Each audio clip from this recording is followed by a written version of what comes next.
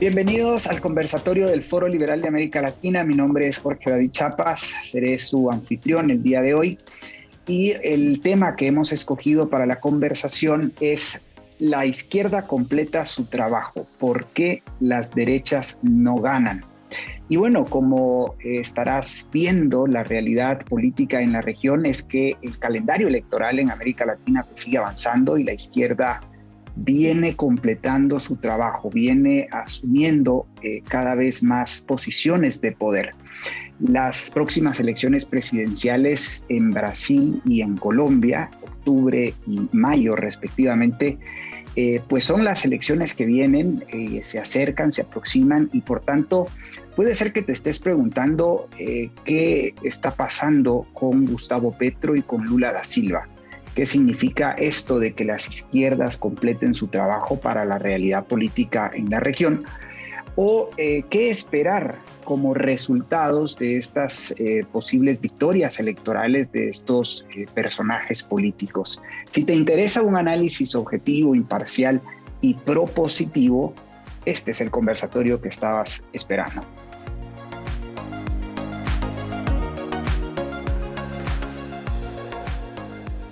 Amigos, muy buenas noches. Hoy tenemos con nosotros a Rolando Rodríguez. Él es colombiano, es profesional, padre homeschooler, activista político del proyecto Dale Colombia.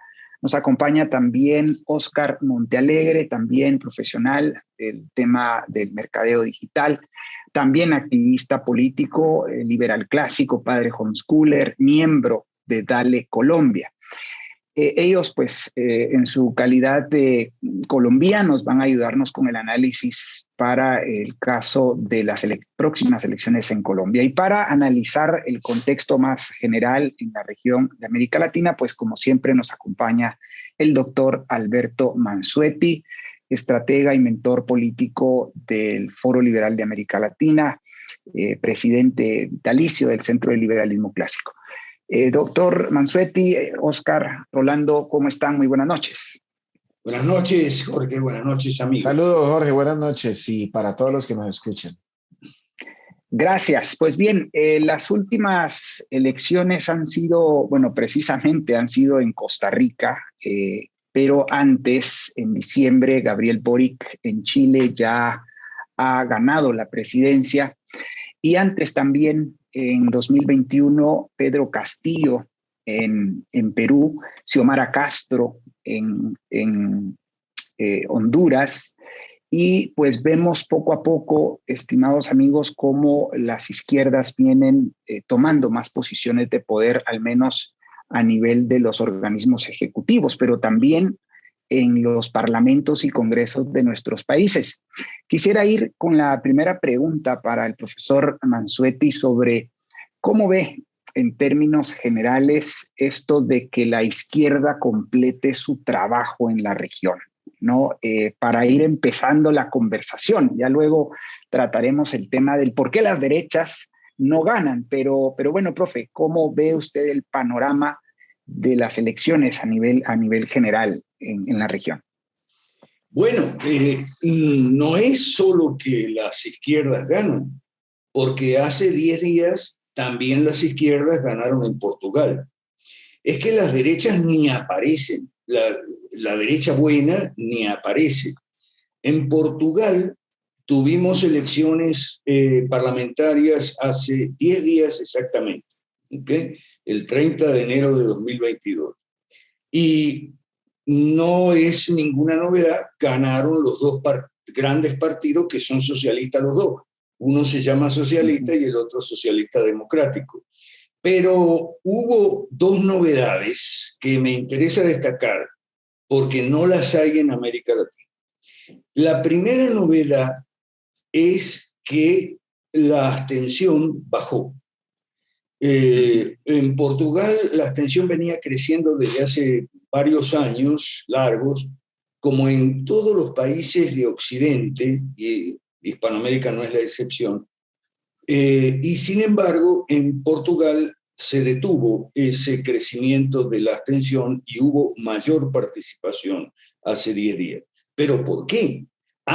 Bueno, porque, y ahí está la otra novedad, una sorpresa agradable, por fin a las televisoras se les ocurrió hacer un formato decente de debates, donde se les dio por lo menos 20-25 minutos a cada uno de los candidatos de los partidos al Congreso, no era una elección para presidente, para exponer sus puntos de vista, sus programas y sus propuestas, y no para insultarse uno a otro, descalificarse con motivos de corrupción, de fraude, de sexo o de incapacidad o ineptitud personal, toda esa cosa que llamamos politiquería, que evita que se discuta sobre políticas públicas.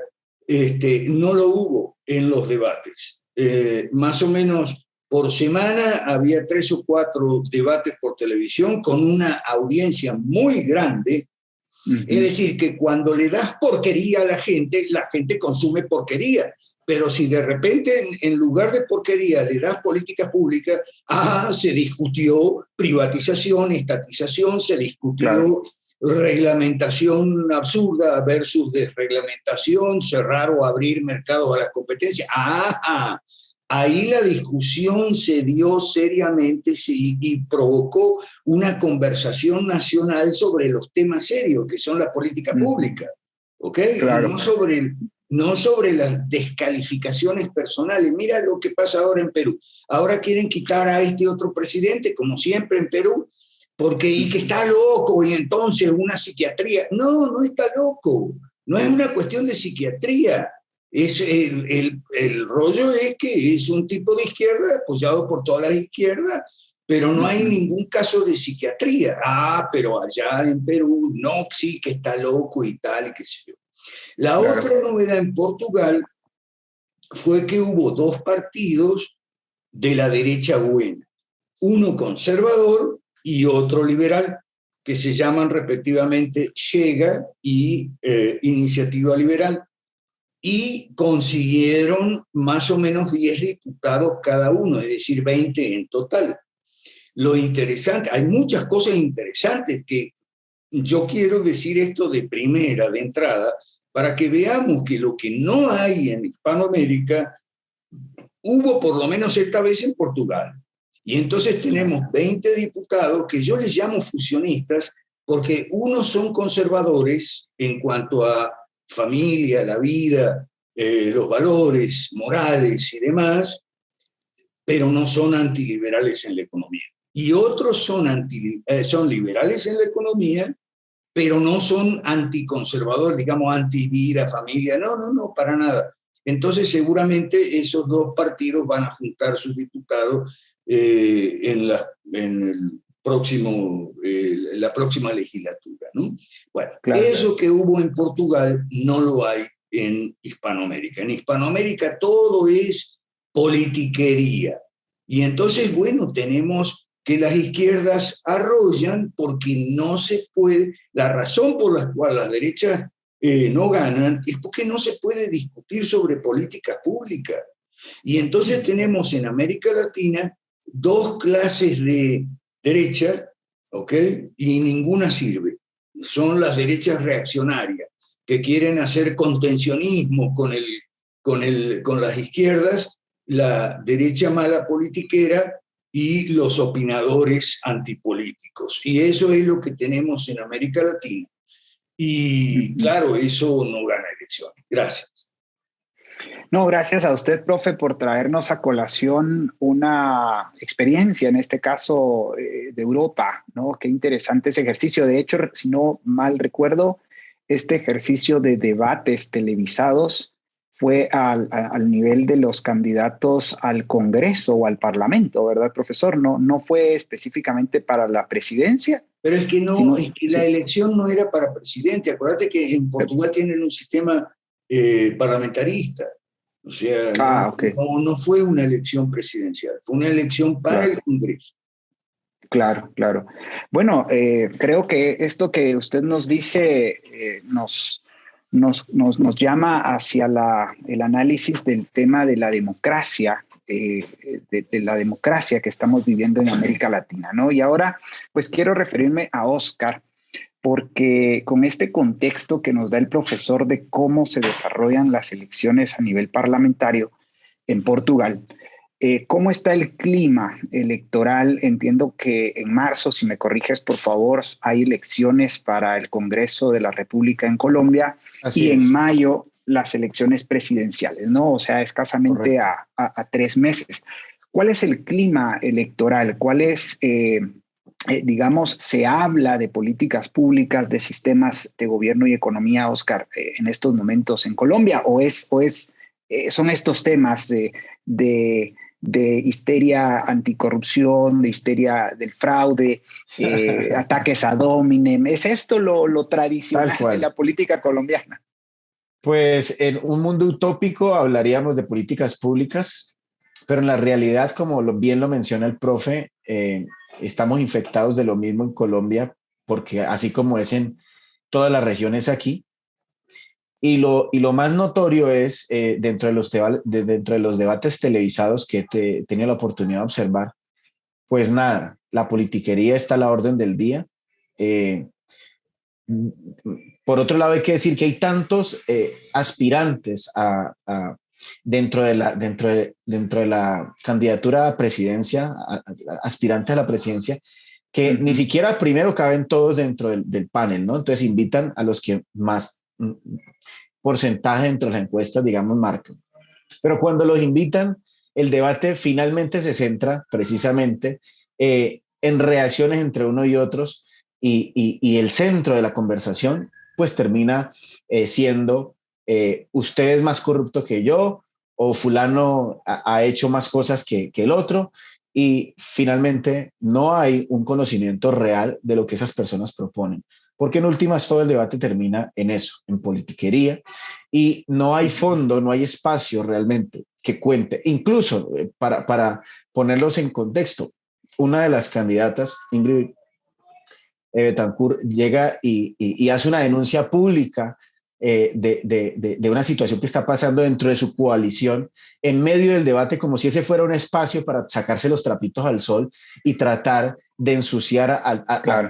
a los otros aspirantes a presidentes y se desdibujó por completo dentro de ese debate en particular y los demás han sido por el estilo la dinámica. ¿Cómo está el clima político?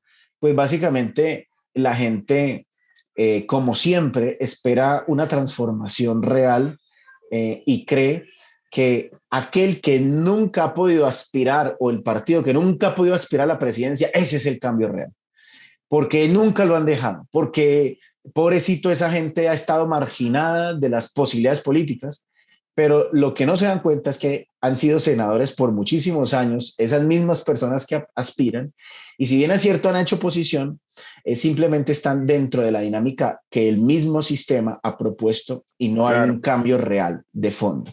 A Ujú. nivel general, yo diría que cómo estamos a nivel de Colombia, dentro de unas tensiones que pareciera que hubiese polaridad, pero definitivamente no la hay porque todos proponen lo mismo en una versión más light o en una versión más dura. Más light, llámese al centro, ¿sí? Con estos candidatos que no definen concretamente cómo es que van a sacar a Colombia realmente haciendo cosas diferentes de lo que nos ha dejado Duque, porque son un poco más de lo mismo realmente, o el extremo izquierdo, que lo representa en este caso, y para nadie es un secreto, el señor Gustavo Petro, con sus políticas completamente estatistas y completamente ambiciosas en términos de controlar cada vez más a los ciudadanos para supuestamente producir sus ideas que terminan siendo las de siempre y más de lo mismo. Entonces yo lo veo así, Jorge, esa es la radiografía. Yo creo que el profe no se equivoca en el análisis que hace. Aquí en Colombia pasa exactamente lo mismo y lo hemos visto. Ok. Bien, pues quiero consultar ahora a Rolando, ¿no? Porque es interesante el aspecto que señala Oscar respecto a la tradición bastante presidencialista de nuestros países, ¿no? Y bueno, ya tanto el profe como Oscar han situado a la izquierda y han situado a una derecha que me gustaría que hagamos una radiografía más clara, digamos, para nuestros espectadores, ¿no? Porque señalamos a una derecha, pero bueno, ¿cuál es el caso colombiano, Rolando? Por ejemplo, a mí me viene a la mente la senadora María Fernanda Cabal, ¿no? Es el apellido, ¿verdad? Si no Así mal es. recuerdo el de ella. Ok. Bien, ella cómo se presenta ante el espectro y la opinión pública. ¿Cuál es tu opinión al respecto? No sé si cabe en este momento, pues, clarificar un tanto más a cuál derecha nos estamos refiriendo, por qué hay una derecha prácticamente ausente en la discusión política. Y cómo es que, bueno, tal vez esta pregunta la voy a hacer al profe posteriormente, pero cómo es que en América Latina y en Hispanoamérica, como le llama el profe, seguimos pensando que son los presidentes los que van a cambiar las cosas. Pero quizás, tal vez por ahí, darnos tus comentarios al respecto, Rolando. Bueno, pues María Fernanda Cabal, bueno, ellos dicen ser de derecha. Yo realmente, el Centro Democrático, cabeza de este señor Uribe, nunca lo he considerado derecha. Esto es para mí ni derecha mala, es una derecha falsa, porque realmente pues, lo que han hecho es profundizar, ¿no? Más el socialismo, ¿no? María Fernanda Cabal y mucha gente, pues no sé si están engañados o simplemente siguen el libreto, porque de todas maneras, pues la fuerza política es, o sea, el caudillismo, ¿no? Que hemos hablado nosotros. Muy Álvaro Uribe fuerte. acá es el líder, el caudillo, el que la gente quiere seguir, sí, vamos, es que él nos va a sacar adelante, es que ese es el hombre que necesitamos, ¿no? Entonces, no sé si ellos de pronto se pegaron como a eso, ¿no? Porque realmente este señor tiraba bastante, mucha gente, ¿no? Y con su discurso y su ese frentero, como se paraba él, ¿no? Entonces eso como que llamaba la atención, que eso es algo más o menos lo que está haciendo uno de los candidatos que ha subido bastante en las encuestas, Rodolfo. Él es él fue alcalde aquí de la ciudad donde yo estoy. No, cómo no. Y así los santandereanos aquí en Colombia son conocidos por gente frentera, por gente sí. Entonces él está usando también eso, ¿no? Está como presentando como aquel que le dice la verdad en la cara a la gente, y también como aquel caudillo que vamos a sacar a Colombia, vamos a acabar con la corrupción, y se ha aprovechado muchísimo de esta histeria anticorrupción, ¿no? Y eso es lo que Claro. yo creo que suba él en las encuestas, ¿no? Entonces, para mí hay una derecha mala, que serían los conservadores, porque ellos realmente ya se vendieron, están completamente vendidos al sistema, al, al sol que más le alumbre, como dicen por acá, ¿sí? Uh-huh. Una derecha falsa, gente que dice ser de derecha, pero o sea, sus acciones, es que, o sea, no entiendo, a veces yo como me da rabia al ver a esta gente cómo dicen una cosa y hacen otra. Y ¿qué pasa, Sí Dios mío? O es. sea, sí, dicen ser de derecha y que sí, pero cuando actúan de otra forma, ¿no? Dice, ¿qué está pasando? ¿Ya? Entonces, esa es una de las cosas que uno no, realmente no. Y me alejo de eso porque para no tener aquí Muy dolores bien. de cabeza. ¿Ya? Pero yo sí quiero decir algo más sobre María Fernanda Sí, adelante. para precisar la pregunta. Y es que dentro, como bien lo dice Rolando, dentro de su discurso existen posturas liberales. Claramente, ahorita el profe de pronto nos cuenta un poquito porque María Fernanda conoce de nuestro movimiento, o por lo menos del profesor Alberto Mansuetti, y de hecho lo ha citado en algunos momentos hablando de la necesidad de derogar leyes perversas, porque ella lo ha dicho públicamente, pero definitivamente el partido como Centro Democrático lo que ha hecho es estirpar la derecha, la poquita o esa falsa derecha de la que menciona Rolando, porque definitivamente escogen un candidato presidencial que no representa en nada y ella que entre comillas, voy a decirlo muy entre comillas, pareciera representar, porque uno no sabe, definitivamente no hay un proyecto que uno pueda revisar, decir María Fernanda tiene esto o aquello, pero de una u otra manera digamos, sí puede decir uno que hay cierta representación para no endilgar cosas que de pronto no sean ciertas, digamos, cierta representación de las derechas. Sin embargo, coincido completamente con Rolando, diríamos, es una derecha falsa, porque en la práctica no hay en absoluto coherencia, y María Fernanda, aunque lo intentó y aspiró a ser candidata presidencial, incluso ahorita tiene el número 100 dentro de el tarjetón para el Congreso, y bueno, y hay una polémica dentro del partido uribista. Bueno, simplemente queda en eso, ¿no? En que no les interesa realmente representar los valores de la derecha. Ya. Profe, tiene mucho que decir, pero ¿por qué los presidentes no gobiernan? Bueno, es que en América Latina se ha esparcido la especie de que somos presidencialistas, que nosotros tenemos un sistema presidencialista de gobierno y tal. Eso es una gran mentira, una de las tantas grandes mentiras que hay en Hispanoamérica. Los presidentes no gobiernan, ¿ok? Los presidentes lo que hacen es liderar un gabinete ejecutivo con los ministros de Educación y de Salud, y etcétera, etcétera, etcétera. Entonces, ¿qué es lo que hace un presidente? Lidera a esos ministros, pero cada uno de esos ministros lo que hace en su ministerio es aplicar las leyes de salud, las leyes de agricultura, las leyes de educación, las leyes de cultura, las leyes de culto también, ¿ok? Todas leyes que tampoco se hacen en nuestros países, son leyes que vienen hechas bajo la cobertura de tratados internacionales. Las leyes de educación se hacen en París porque ahí está la UNESCO. Las de laborales y relaciones con los sindicatos y eso se hacen en Ginebra porque ahí está la OIT. ¿Okay? Las de agricultura, ganadería y todo eso se hacen en Roma porque ahí está la FAO.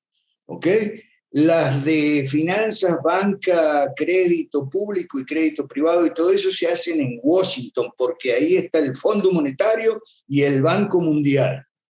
Entonces, ¿qué hacen los presidentes?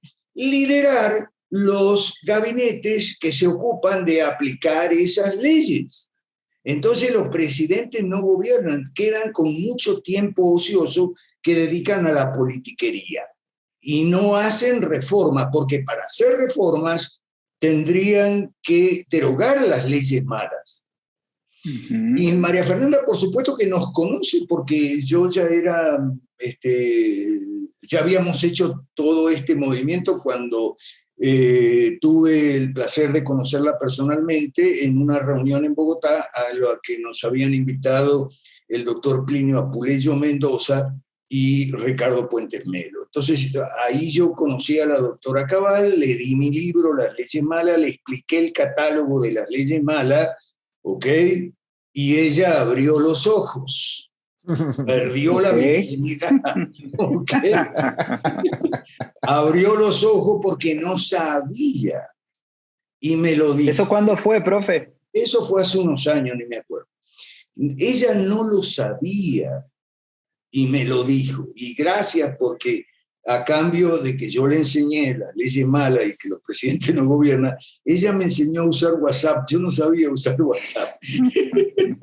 Ella fue la que me enseñó a usar WhatsApp, por eso me reí mucho recién cuando ella dice que no le llegó una invitación de los senadores del Centro Democrático porque ella se había salido del grupo WhatsApp de los senadores del Centro Democrático. Sí, ella me menciona porque ella ya sabe, ya perdió la virginidad. Aquí están las leyes malas. Y me miró y una por una las 52 categorías de leyes malas. Aquí los presidentes no gobiernan. Los presidentes lo único que hacen es aplicar las leyes malas. Y eso es en todos los países, incluso en Brasil. Y la derecha mala politiquera, como el uribismo en Colombia y ahora el bolsonarismo en Brasil, no hace la reforma. No hace las reformas que necesitan, la privatización, la desregulación, la apertura de los mercados de la competencia, y por eso pierden las elecciones. Déjenme hablar un poquito de Brasil. Sí, por favor, cabalmente le iba a hacer la Porque pregunta, ¿no? así como Petro va punteando las encuestas en Colombia, también Lula en Brasil, a pesar de que Lula, no pueden decir que nunca gobernó, ¿no? Porque ya fue presidente. Entre el 2003 y el 2008, si no Sí, recuerdo mal. sí. A pesar de que Lula tiene otro candidato de izquierda que se llama Ciro Gómez, que le está quitando algunos votos, pero no muchos, ¿ok?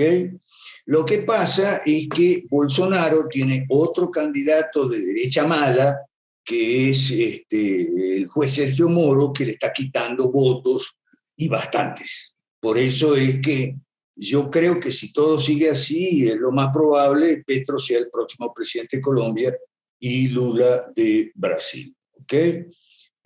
Porque lamentablemente Bolsonaro se perdió en la politiquería, pues todo el tiempo en la politiquería no tenía un rumbo claro como tenemos nosotros la hoja de ruta, el programa, el proyecto de las 5 reformas, los planes para derogar las leyes malas y salirnos, o por lo menos tomar distancia de los organismos internacionales que son los que nos dictan las leyes.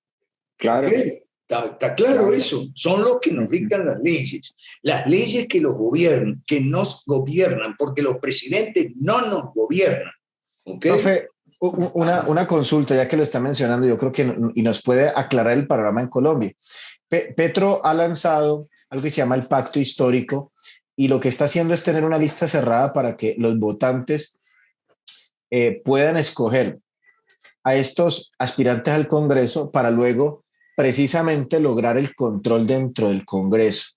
Entonces, si bien es cierto, los presidentes no gobiernan, creo que en este caso, el señor Petro está consciente de que necesita una bancada suficientemente fuerte para profundizar la tragedia en Colombia, lastimosamente, y están haciendo un trabajo con el deseo de fortalecer esa bancada para poder montar las leyes y derogar lo que a su parecer necesitan tumbar para implementar y profundizar la problemática, Bueno, o por lo menos lo que ellos ven como solución. Es que eso tiene su lógica, ¿ok?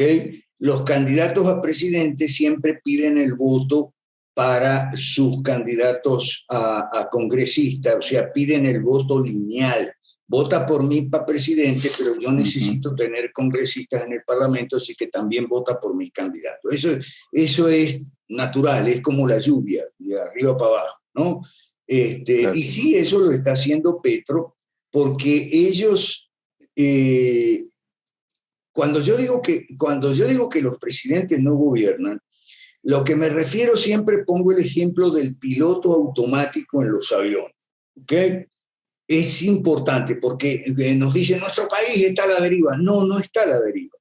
Está con el piloto automático, ¿ok? Tal cual. Y las leyes malas son como los datos del vuelo en el programa que la tripulación le mete al sistema, que es automático, el piloto automático, mientras usted despacha su maleta y le ponen el sello y le dan el pase de abordar.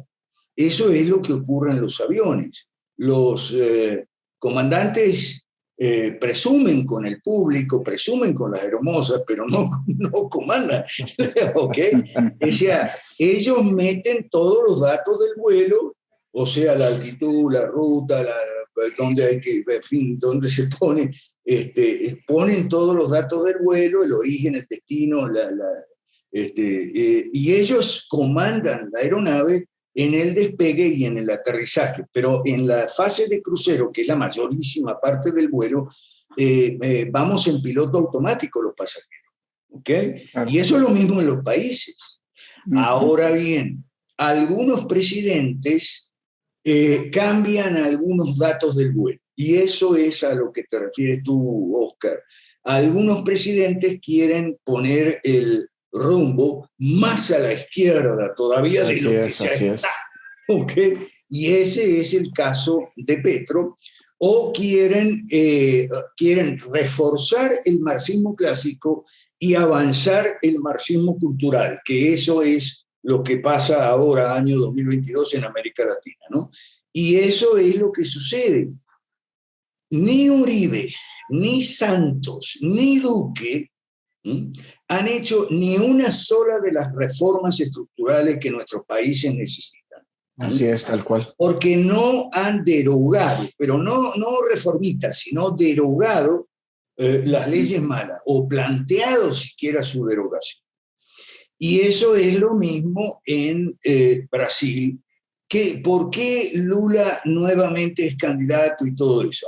Porque no por lo que hizo, sino por lo que no hizo. Lo que no hizo fue darle al avión un rumbo más a la izquierda, o sea, tipo Castro, Maduro, Ortega y ahora la señora Xiomara Castro en Honduras, y Boric en Chile, pero más que Boric, la constituyente, porque el gran triunfo de la izquierda en Chile no fue Boric, fue la constituyente. Ahí las izquierdas aplicaron una tesis de Lenin que se llama el poder dual, ¿ok? Ahí está el poder oficial, el presidente, los ministros y el parlamento y demás, y aquí en la constituyente está el segundo poder en vistas a transformarse en el primero, ¿ok? Eso se llamaba en Rusia Soviet, que quiere decir consejo, ¿ok? Claro. La convención constituyente es el Soviet, pero en Chile no entienden eso.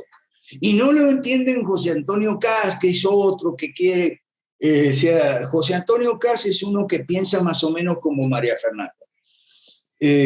Solo que no me cita porque se hace el que no existe, aunque sí sabe que yo existo. Okay.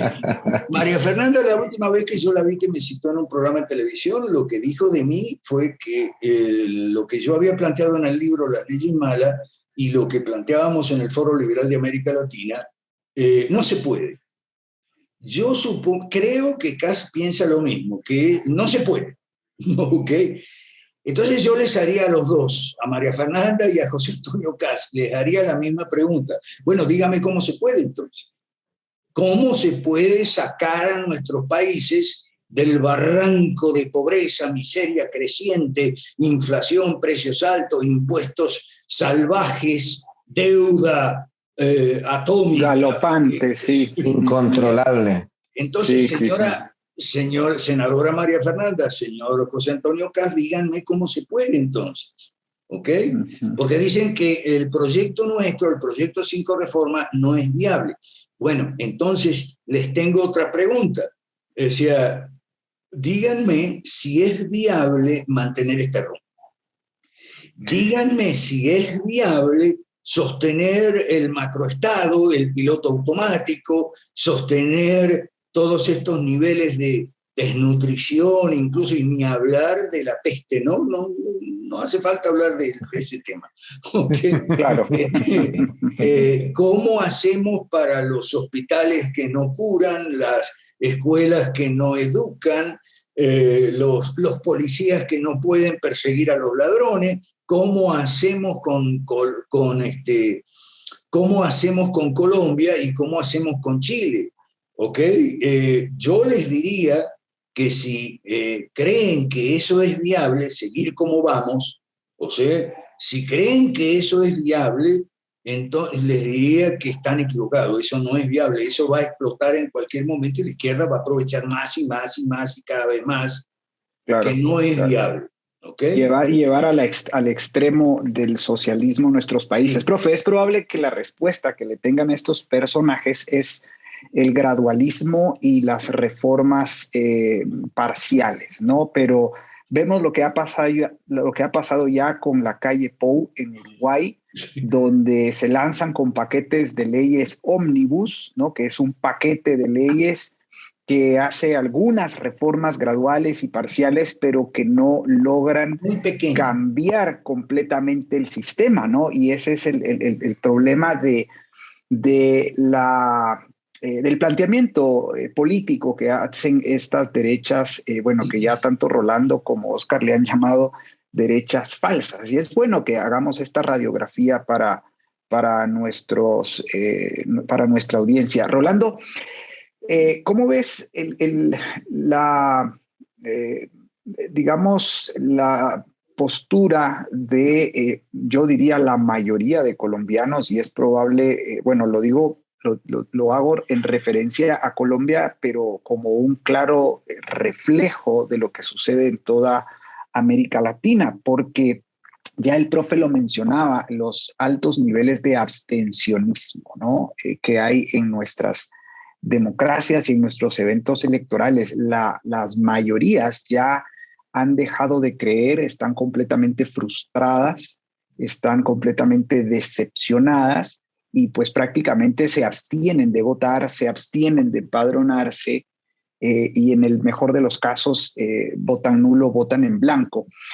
A todo este esquema nosotros le hemos ya llamado el voto antisistema, ¿no? ¿Cómo ves tú la fuerza que pueda tener el voto antisistema en las próximas elecciones, tanto en marzo como en mayo en Colombia? ¿Qué expectativa le ves?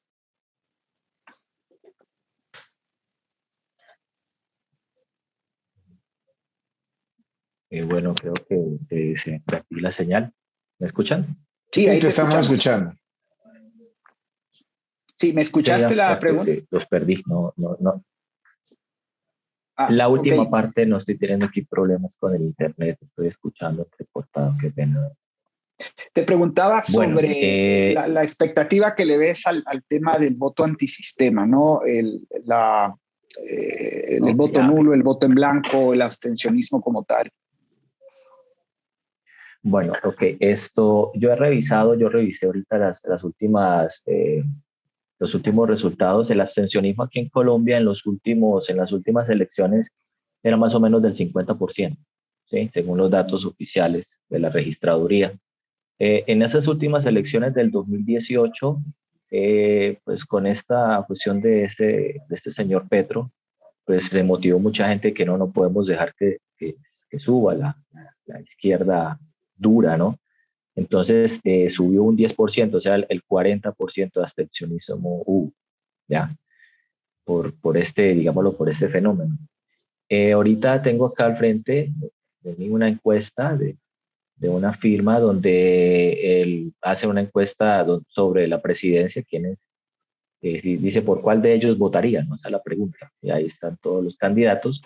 Obviamente Gustavo Petro está encabezando, va con un 27%, pero bastante curioso, el 19%, subió del 18 al 19 de diciembre a enero el voto en blanco, ¿sí? Que me parece algo bastante curioso y bastante bueno, ¿no? Para nosotros que apoyamos este voto antisistema, porque pues realmente como ya lo han hablado ustedes, el profesor y ustedes, no hay, es que no hay por quién votar, todos son exactamente lo mismo, digamos lo que pues Petro representa esa parte, ese socialismo duro, esos puntos del manifiesto comunista muy claros se pueden ver en sus propuestas, ¿no? Y una Claro. derecha pues que no hace las reformas, una derecha que se volvió politiquera, mercantilista, no hace nada.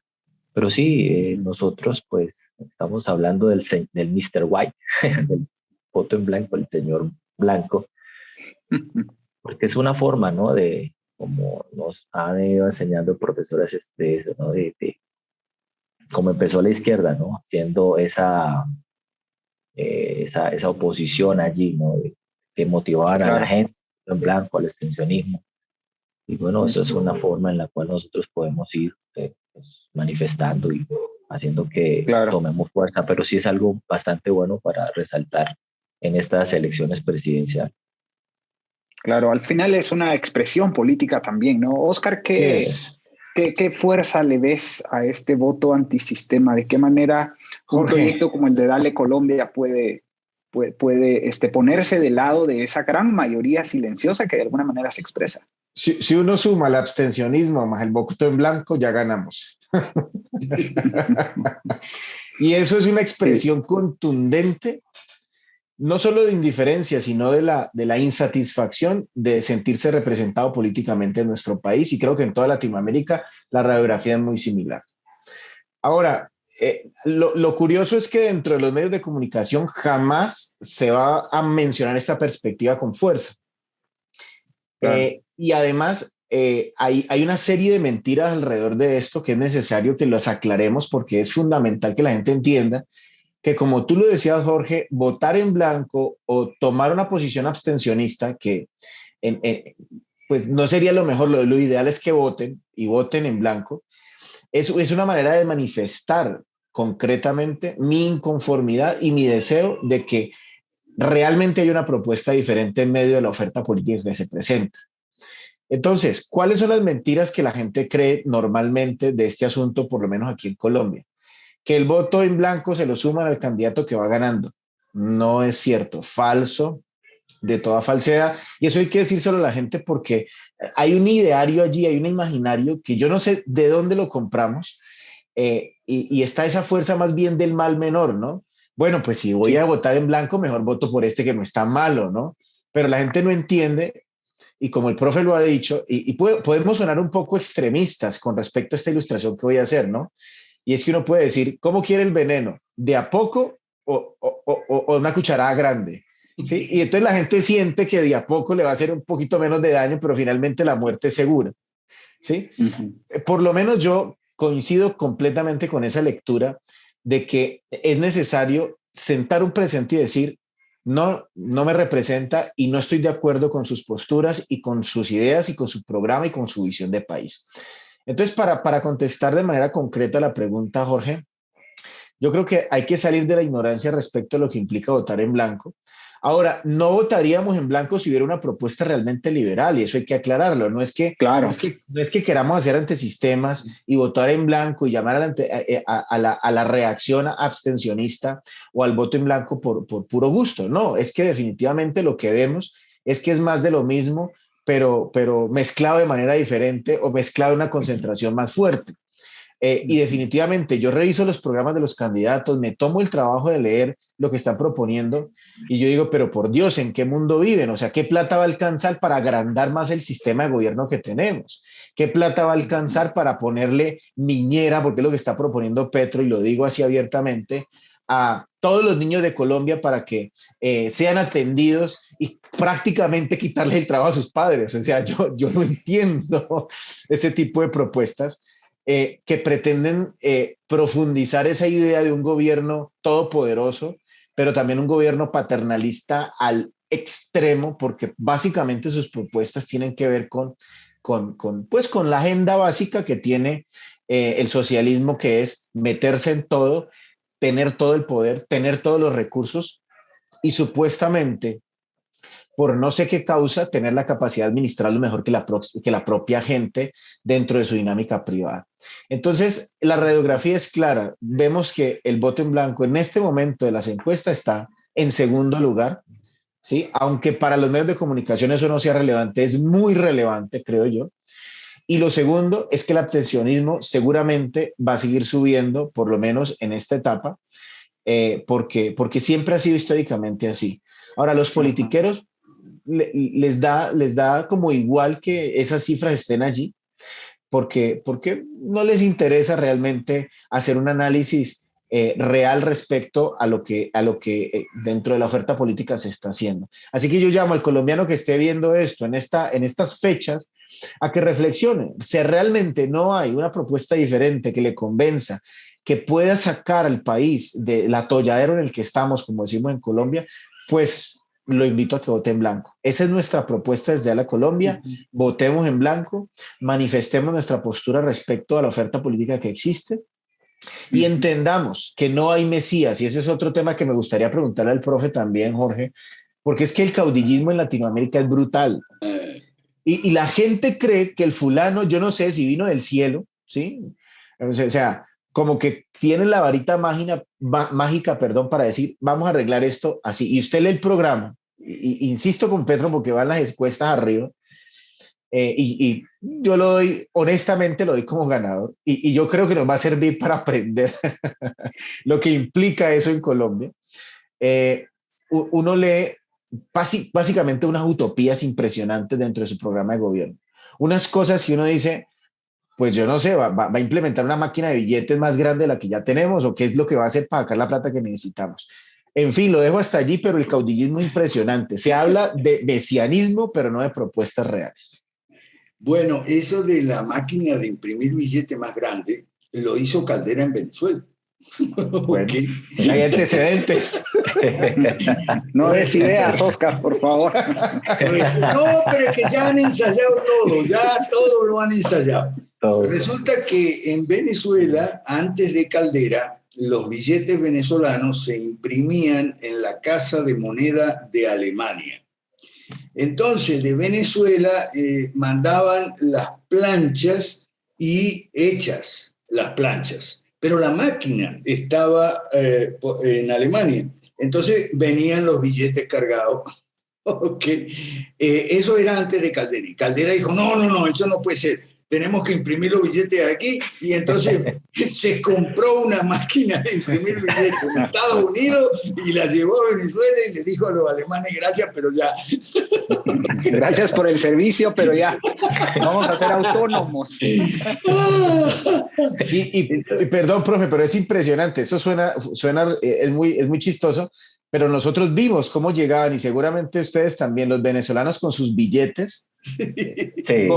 como billetes de colección, o sea, simplemente basura para calentarse. Claro, o sea, claro. Eso es una cosa que a uno lo golpea duro y dice, pero ¿qué es esto? O sea, Sí, pero eso la culpa no es de Chávez, es de Caldera. Fue Caldera. Sí, estas Caldera cosas el culpable. parecen chiste, pero son anécdota, ¿no? Y es lamentable la realidad de Hispanoamérica. Amigos, profesor, para ir concluyendo nuestro conversatorio, las izquierdas completan su trabajo, parece, ¿no? En mayo en Colombia con Petro y en octubre con probablemente Lula da Silva en Brasil. Y las izquierdas, las derechas, no logran ganar, no reaccionan, o más bien, pues tienen una reacción, pero es tibia, es timorata, es errante. ¿Qué alternativas tenemos los latinoamericanos? Momento, porque esas derechas, los neoliberales, ya ganaron. Ganaron con Macri en Argentina, ganaron con Piñera por segunda vez en Chile, ganaron con PPK en Perú, ¿okay? Sí. Ganaron con Santos y Duque. No sé si van a ganar con Oscar Iván Zuluaga, eso ya está más difícil. ¿Okay? ¿Pero por qué? Jorge, porque ya experimentamos en América Latina con los neoliberales. ¿Okay? Que los ignorantes dicen que eso no existe. Sí existe, es el consenso de Washington y los presidentes que siguieron la pauta del consenso de Washington, que no es que esté del todo mala, sino que era apenas un envión, el primer paso, y eso lo dijo siempre John Williamson, el que inventó el consenso de Washington. Entonces, esos presidentes fracasaron. Con uno de ellos, nosotros tuvimos un diálogo que fue con PPK cuando ganó las elecciones en Perú. Nosotros le hicimos llegar nuestros documentos y las propuestas del proyecto 5 Reforma, las reformas estructurales que John Williamson había escrito junto con él, porque él había firmado el libro de John Williamson. Y entonces le hicimos la gran pregunta: doctor Kuczynski, ¿usted va a hacer las reformas que hace algunos años escribió un libro con Williamson diciendo que había que hacer reformas después de restablecer los equilibrios macroeconómicos y demás? Y la contestación que nos dio es la siguiente: bueno, se hará lo que se pueda. Esa fue la contestación que nos dio el presidente electo del Perú. Sí. Y renunció, ¿no? Meses después. Sí, no pudo y lo tumbaron. Y eso fue lo que también, por ejemplo, las derechas ganaron también por golpes de Estado, no solo por elecciones. En Bolivia, claro, Yanine en Bolivia, sí, le dio el golpe a este señor Evo, y las izquierdas regresaron. Lo mismo en Honduras. Le dieron el golpe a Zelaya y viene la esposa de Zelaya. Igualito Sí, que en Nicaragua. impresionante. Sí. En Nicaragua volvió después de 14 años el mismo Ortega, pero entonces ahí está el problema. Y bueno, para concluir, ya creo que tenemos que aprender de una vez, aprender que los presidentes no gobiernan, que las leyes no se hacen en nuestros países. El dinero sí, el dinero de papel sí se hace aquí. Ese sí se fabrica aquí. Ese sí, bien. Okay. Y tenemos que aprender también que las encuestas no se equivocan. Ese es otro mantra de los malos perdedores, los que no aparecen en las encuestas, dicen, no, a mí, no, yo no salgo en las encuestas están compradas, las encuestas se equivocan. Y mucha gente dice, a mí nunca me entrevistaron. Yo le digo, mira, tienes más probabilidad de ganar la lotería de que te entrevisten en una encuesta, porque las muestras son chicas. Y claro. Ve, ahí está el problema, las muestras son pequeñas. No, pedazos de gente. Decía, las muestras son pequeñas porque son aleatorias, representativas, polietápicas. Yo trabajé en eso muchos años de mi vida. ¿Okay? Lo que importa es el diseño. Si el diseño o plan de muestra está mal hecho, entonces mientras más gente le ponga, más aumenta el tamaño de muestra, aumenta el error. Entonces, las encuestas no se equivocan, dejen de culpar a los encuestadores.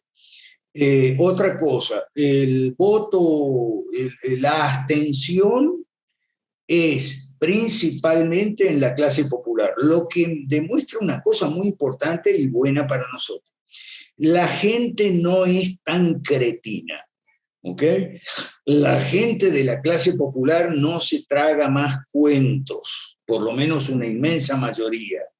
Y los cretinos son los de la clase media, que son los que manejan los periódicos, y entonces, o sea, por ejemplo, voy a poner dos ejemplos. Me gusta poner ejemplos para que vean que no estamos hablando en el aire y que nuestros países son todos iguales. ¿Okay?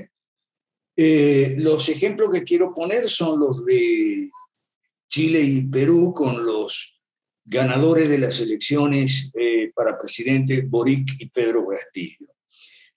Cuando Pedro Castillo fue elegido presidente, entonces, en lugar de discutir políticas públicas, los periódicos lanzaron la discusión sobre que él no podía atender a la gente, él era presidente electo, y no podía atender a la gente en su casa de Breña como lo estaba haciendo. Breña es un lugar de Lima.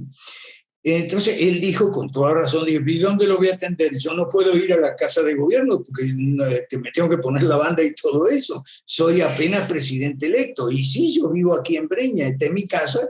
Entonces cuando quieren hablar conmigo, vienen para aquí, para mi casa. ¿Cuál es el problema?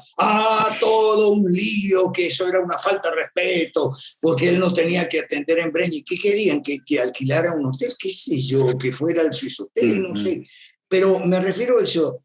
La atención centrada en puntos irrelevantes. Total. ¿Dónde atiende él a la gente en el living de su casa? Pero bueno, ¿y dónde quiere que le atienda? En la cocina. Bueno, a los amigos íntimos los atendía en la cocina, no me cabe la menor duda.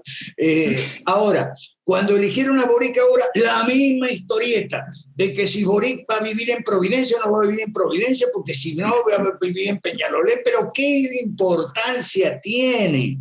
Ninguna. Total. Lo que pasa es que de eso come la clase media, ¿ok?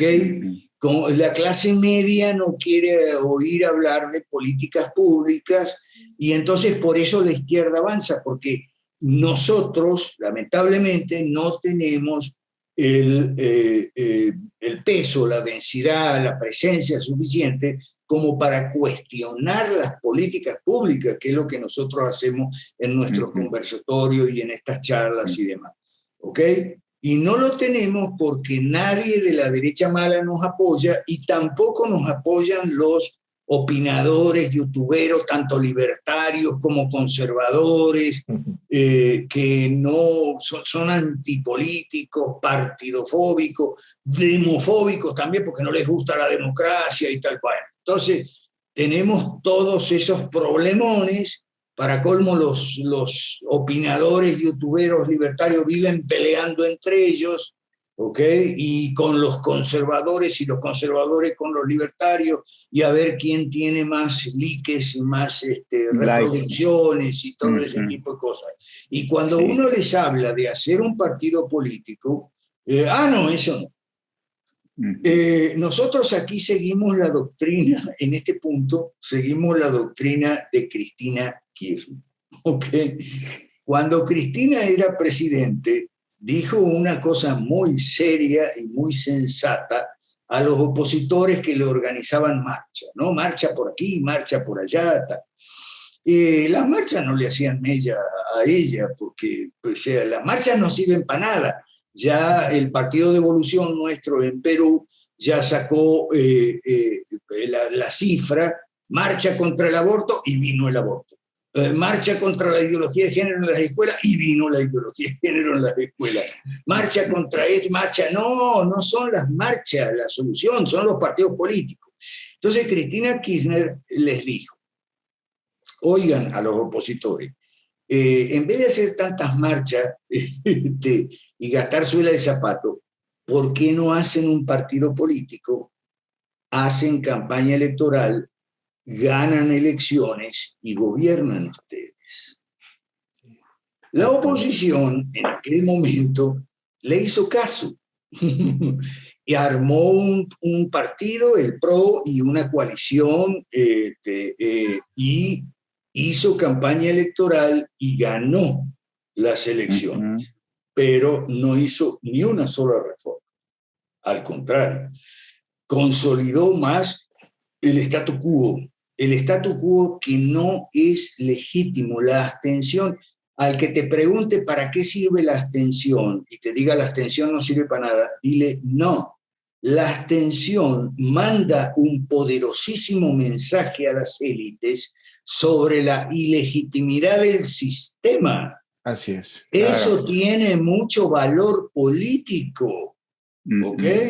Pero bueno, aquí en esto... Y sobre la ilegitimidad de la representación, ¿no? Correcto. En nuestros países los presidentes gobiernan con 1 millón de votos. Por ejemplo, en Guatemala la abstención ronda el 50%. Los presidentes ganan con 1.500.000 votos cuando habemos 15, 16 millones de habitantes, ¿no? Entonces, bueno, resta legitimidad a la representación, ¿no?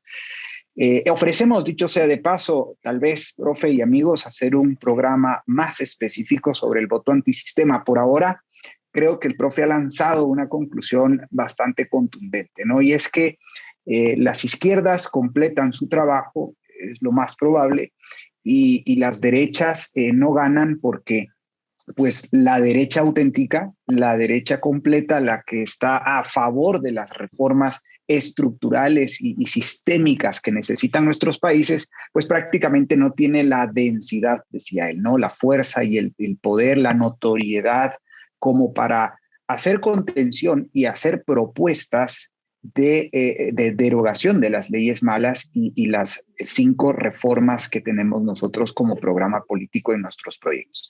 Rolando y Oscar, en ese orden, si gustan concluir su participación en el conversatorio haciendo pues algún análisis de manera conclusiva, ¿no? Y quizás alguna invitación a los colombianos que están viendo este conversatorio. Bueno, a mí sí me gustaría decir algo porque lo más probable es que haya una segunda vuelta aquí en Colombia. No creo que este señor vaya a ganar en la primera. Y mucha gente vuelve y cae en la trampa, ¿no? De el mal menor. ¿Ya? Entonces deberíamos también tener en cuenta que en esa segunda vuelta, pues aunque hay un voto en blanco y diga que eso no significa que igual alguno de los dos va a gobernar, no importa, porque le quitamos y restamos esa representatividad o esa legitimidad. O sea, no importa, o sea, porque los medios de comunicación y todo el sistema hace sentir, no, es que no hay salida, es que toca alguno de los dos, no importa, si gana el que gane, no importa, le vamos a quitar legitimidad y representatividad. Si no votamos, si nos abstenemos o si vamos y votamos en blanco, hacia alguno de los dos vaya a ganar la presidencia. Entonces sí quería hacer como como ese llamado, porque he visto por ahí en redes sociales que no, que igual, que hay que elegir alguno, pero no importa. Hay que pensar en eso que ustedes mencionaban, de la legalidad y la representatividad. Entonces sí quería como de pronto hablar sobre esto ya a manera de conclusión en la segunda vuelta. Y finalmente, Jorge, para los cristianos que nos están escuchando, ¿ok? Nos están escuchando cristianos católicos, protestantes, evangélicos, en fin, porque muchos de nosotros, no todos, este no es un movimiento religioso, este es un movimiento político, somos cristianos de diferentes denominaciones. Entonces, el mensaje es el siguiente, porque hay muchos, sobre todo los evangélicos, que no me hablen de política. ¿Cómo que no te hablen de política? Nosotros hablamos del proyecto de Cristo, ¿ok? Nosotros los cristianos, no como movimiento, porque oficialmente este no es un movimiento cristiano ni nada religioso. Nosotros los cristianos que estamos aquí adentro, hablamos del proyecto de Cristo. Y entonces, ¿y cuál es ese proyecto? Ese proyecto es muy simple, ¿ok? De ese proyecto dice así: venga a nosotros tu reino, ¿ok? O sea, venga a nosotros tu reino y hágase tu voluntad aquí en Colombia, en Brasil, en México, aquí en la tierra como en el cielo, ¿ok? Ese es el proyecto, ¿ok? Y la que llaman la Gran Comisión, discipular a las naciones sobre todo aquello que yo les he enseñado, y eso incluye la parte política que está en el Antiguo Testamento, más desarrollada que en el Nuevo. En el Nuevo hay solo aquello de es normal entre los gobernantes que se atribuyan potestades y se arroguen derechos y encima se hagan llamar bienhechores. Bienhechores. No son palabras mías, son palabras de nuestro Señor Jesucristo, ¿ok? Entonces, tenemos claro que queremos el reino de Dios, pero el reino de Dios no es que el presidente sea evangélico, como antes era que el presidente sea católico, no es que la Iglesia Católica se una al Estado, tampoco es que ninguna iglesia se una al Estado. Ese no es el proyecto de Cristo, sino es la justicia en la tierra, en nuestros países, la justicia, la verdad, el orden, la libertad. Ese es el proyecto de Cristo. Ahora bien, ese proyecto sufre la oposición, ¿okay?, de otro proyecto. El proyecto que quiere que nuestros países sigan siendo reinos de injusticia, de maldad, de mentira. Hay mentiras para elegir, hay incluso mentiras que se contradicen unas con otras, que chocan unas con otras, de crimen, de narco, de fraude, de injusticias horrorosas, de tribunales corruptos. Un reino como es el reino de Perú, de Guatemala, de México, de desorden, de pobreza y miseria, de ignorancia. ¿Quién quiere ese reino para nuestros países? Uno solo, y eso me animo a decirlo, que es Satanás. Entonces, o usted está con el reino de Dios para que se haga la voluntad de Dios en nuestros países, o que nuestros países sigan siendo el infierno que son ahora, pues son prácticamente un infierno sobre la tierra. La violencia está incrementándose.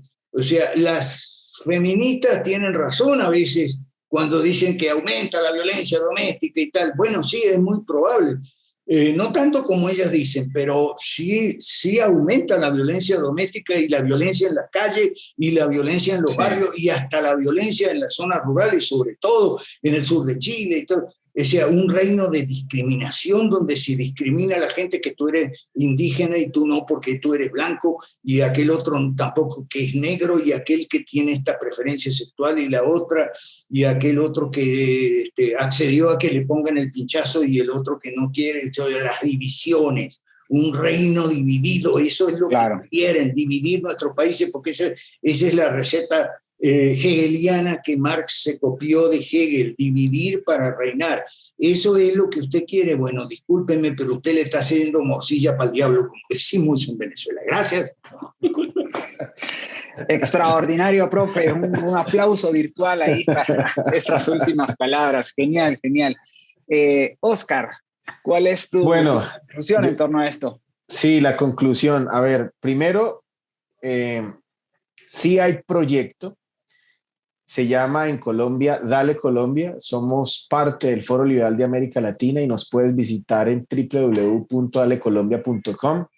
Si quieres conocer sobre el foro, foroliberaldeamericalatina.org, y hay mucho material en internet para que entiendas un poco mejor por qué definitivamente no existe una propuesta realmente diferente en Colombia. Hace poco hablaba con mi padre y le decía, papá, Petro es más de lo mismo, pero una versión más intensa.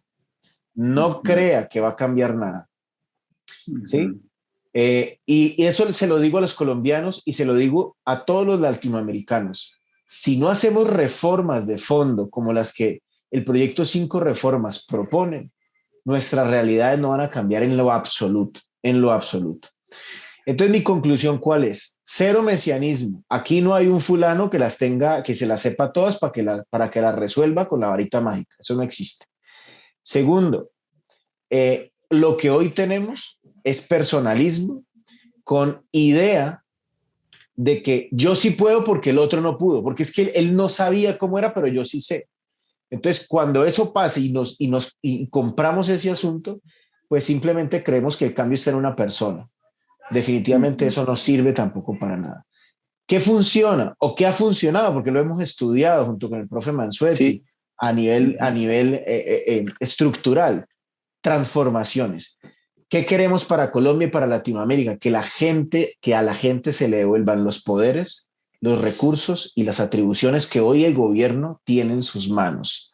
¿Sí? Que no tengamos que pedirle permiso a nadie para desarrollar nuestros negocios, para desarrollar nuestras familias, para tener un sistema de salud realmente digno y una serie de beneficios que vienen con la capacidad que cada individuo tiene de tomar sus propias decisiones. Ahora, esto no se puede explicar en un resumen de cierre, pero la invitación es precisamente a que entendamos que una opción política real no es lo que hoy se está proponiendo en ningún lugar en Latinoamérica, y necesitamos transitar a una salida que es la derecha liberal y la derecha clásica, porque definitivamente creo que dentro del espectro no hemos probado de eso realmente. Entonces, Jorge, ese es nuestro panorama, esa es mi conclusión en Colombia y creo que necesitamos ser cada vez más conscientes de este asunto. Así que, yo creo que la izquierda sigue avanzando porque nos convenció de comprar sus mentiras y no de validar la verdad, que es la que menciona el profe, ¿no? Cuando uno ve desorden, cuando uno ve desorientación, cuando uno ve anarquía como la que estamos viendo, cuando uno ve todo este desmadre que vemos, uno dice, bueno, ¿para qué sirve que la gente reaccione si no hay propuestas contundentes? Esa sería mi conclusión. Gracias, Oscar. Has hecho muy bien en invitar a los colombianos a conocer Dale Colombia y gracias por referir el sitio web del Foro Liberal de América Latina.org. Estimado amigo que nos ve, gracias por tu sintonía. Lograremos que una derecha auténtica, una derecha completa, una derecha propositiva de los cambios verdaderos y radicales y completos que necesitan nuestros países, va a lograr ganar solo con tu concurso, solo con tu apoyo, solo con tu involucramiento y con tu participación. De lo contrario, como dice Oscar, pues la tragedia seguirá profundizándose y nuestros países seguirán siendo el infierno, ¿no? El reino de Satanás, con el desorden, la injusticia, la opresión, la ignorancia, la violencia, la corrupción galopante como lo es ahora. Así que pues te dejamos la pelota ahora en tu cancha, ¿no? Te queda a ti decidir después de ver este video cómo ayudas, cómo te involucras. Y para eso, pues bien, hemos puesto allí nuestros sitios web en cada país. En México, por ejemplo, Liberemos México; en Guatemala, el Partido Fusionista; en El Salvador, el Partido Valores; en Colombia, Dale Colombia; en Perú, el Partido de Evolución. Tenemos presencia en varios países de América Latina, y lo que tienes que hacer es buscarnos en nuestras redes sociales y pedir tu involucramiento y asumir tu compromiso en materia de formación, de organización, de propaganda, de donaciones económicas, las cuales también puedes hacer a través del sitio web foroliberaldeamericalatina.org, si este conversatorio te ha gustado.